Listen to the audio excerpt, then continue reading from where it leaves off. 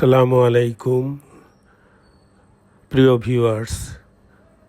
বিগত 2024 সালের পবিত্র হজব্রত পালনের যে অভিজ্ঞতা তা আপনাদের সাথে ধারাবাহিকভাবে ষষ্ঠ পর্বে আপনাদের আমন্ত্রণ জানাচ্ছি।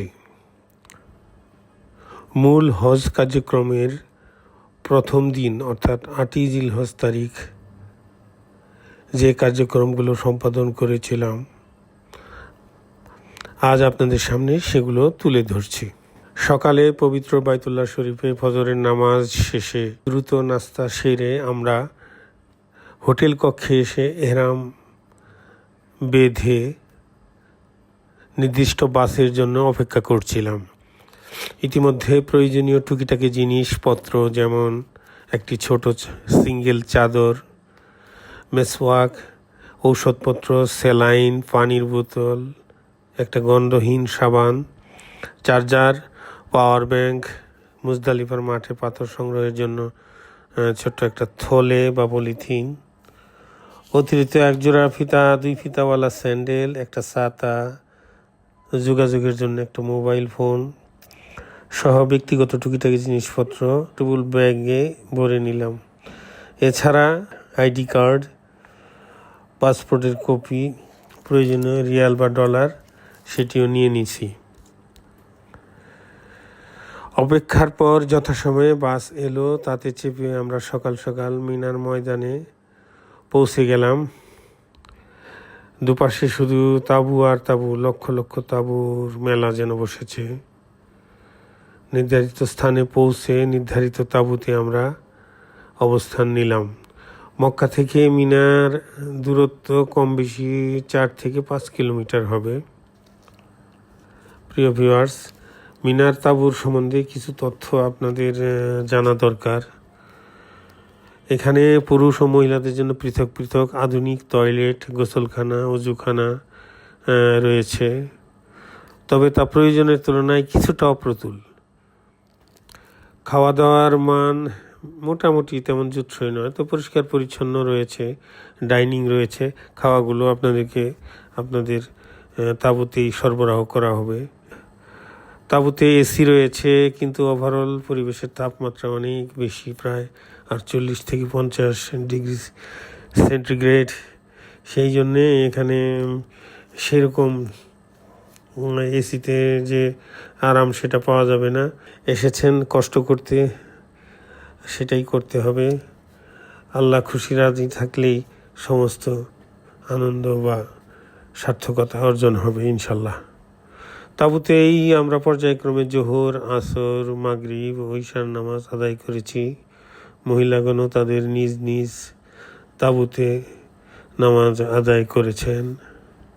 এখানে ঠান্ডা পানির পর্যাপ্ত সরবরাহ রয়েছে। বাইরে সাজানো আছে ফ্রিজ, কিছু দূর পর পর আপনি প্রয়োজনীয় পানি সংগ্রহ করতে পারেন, কোনো সমস্যা নেই। তাছাড়া কফি ও চায়ের ব্যবস্থাও রয়েছে, সেটি অবশ্য লাইন ধরে সংগ্রহ করা যায়। প্রায় 1400 বছর পূর্বে এই রুক্ষ পরিবেশে আল্লাহর নবী কতই না কষ্ট করেছেন, সম্পন্ন করেছেন হজব্রত। আর আমরা আধুনিক নাগরিক সুবিধা নিয়েও কতই না কষ্ট ও সমস্যার অভিযোগ করে থাকি, যেটা মোটেও উচিত নয়।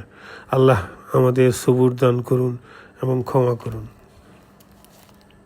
প্রিয় ভিউয়ার্স, আমরা জানি হজের 3টা ফরজ, 36টা ওয়াজিব সহ আর যে সমস্ত সুন্নত কার্যক্রম রয়েছে তা আপনাদের পূর্ব থেকেই অবগতি রয়েছে। তাছাড়া আপনাদের গ্রুপে যিনি মুআল্লিম থাকবেন তিনি সময় সময়ে কিন্তু এসব বিষয়ে ব্রিফ করবেন। এ পর্যায়ে আমি আপনাদের হজ সম্পর্কিত উল্লেখযোগ্য কার্যক্রম সম্পর্কে একটু ধারণা দিতে চাই।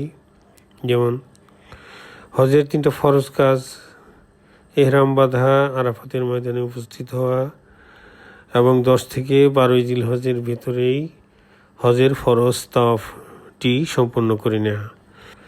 এহরাম সম্পর্কে 2-1টি কথা না বললেই কিন্তু নয়।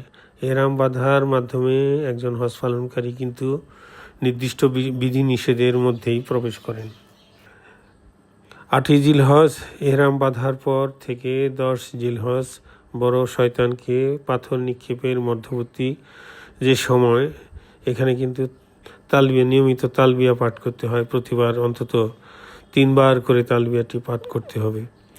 লাব্বাইক আল্লাহুম্মা লাব্বাইক, লাব্বাইক লা শারীকা লাকা লাব্বাইক, ইন্নাল হামদা ওয়ান নি'মাতা লাকা ওয়াল মুলক লা শারীকা লাক।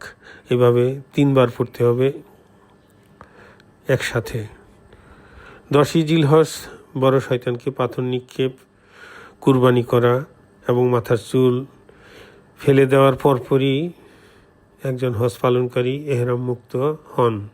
এহরাম অবস্থায় নিষিদ্ধ কাজগুলো সম্পর্কে আমি একটু উল্লেখ করতে চাই। এইগুলো ভালোভাবে আমাদেরকে খেয়াল রাখতে হবে। ইচ্ছাকৃতভাবে বা অজ্ঞাত সারে শরীরে যে কোনো চুল কাটা বা ওঠানো, নখ কাটা নিষেধ। আতর, সুগন্ধি, ক্রিম, পাউডার, সুগন্ধি, সাবান, তেল, লোশন ইত্যাদি ব্যবহার করা যাবে না। সেলাইযুক্ত কাপড় পুরুষগণ পরতে পারবেন না। পুরুষগণের মুখ ও মাথা ঢেকে রাখা যাবে না। পায়ের পাতা ঢেকে যায় এমন স্যান্ডেলও পরা যায় না। মহিলাদের ক্ষেত্রে মাথা ঢেকে রাখার নিয়ম রয়েছে। পর্দার জন্য নেকাব পরা যাবে, কিন্তু মুখমণ্ডলের সাথে তা যেন লেপ্টে না থাকে সেদিকে খেয়াল রাখতে হবে। স্বামী স্ত্রীর যে কোনো দৈহিক সম্পর্কের বিষয়ে বিরত থাকতে হয়।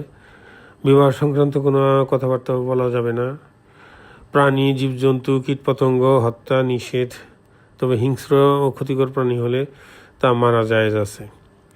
হারাম সীমানার ভেতরে একজন মুহরিম এর জন্য বৃক্ষ, গাছপালা, লতা, ঘাস ইত্যাদি কর্তন বা ডালপালা ভাঙা এটা নিষেধ রয়েছে। প্রসঙ্গত জানিয়ে রাখি, কাবা শরীফ থেকে পূর্ব দিকে প্রায় 14 কিলোমিটার, পশ্চিম দিকে প্রায় 16 কিলোমিটার, উত্তরে একটু কম প্রায় 5 কিলোমিটার এবং দক্ষিণে প্রায় 11 কিলোমিটার পর্যন্ত বিস্তৃত হলো এই হারাম সীমানা। এর ভিতরেই উপরোক্ত শর্তগুলো প্রযোজ্য হবে। এছাড়া মহিলাদের হাত মোজা পরা যাবে না।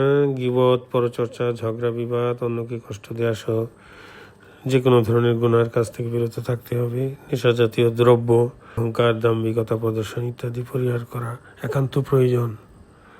এসব বিষয়ে আমাদের সচেতন থাকতে হবে। প্রিয় ভিউয়ার্স, 8ই জিলহজ মিনায় উপস্থিত রাত্রি যাপন করার নিয়ম। মিনাতে উপস্থিত হওয়া সুন্নত কাজ।